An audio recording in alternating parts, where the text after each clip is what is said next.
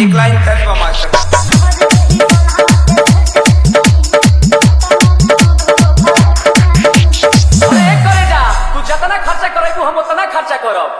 खातिर हम भागल ना हई आ जदी हमरा के छोड़ के गइलू तो बुझ ली हो हम संतोष पागल नहीं भागे कैलन तका न मुझे दादा तुझे नहीं उड़न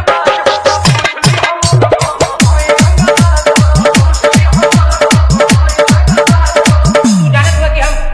ग्रेड ए कॉल नहीं डीजे सूरज एक से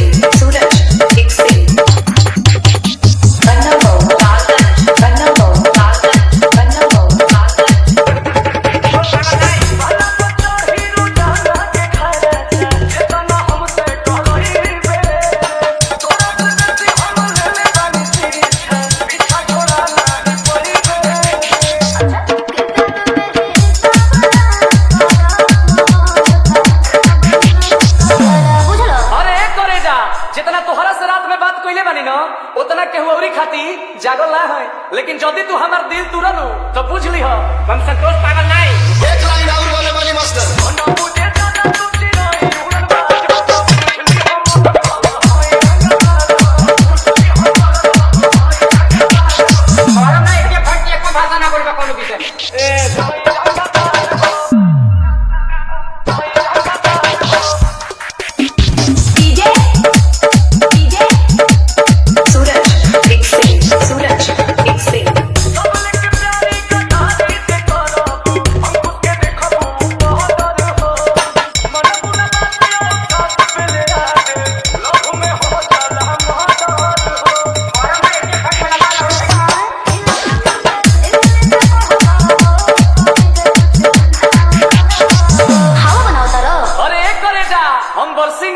खाली गरजे वाला बादल ना होई आ जदी हमरा के छोड़ के गइलू तो बुझ ली हो हम संतोष पागल नहीं आगे कैलन तका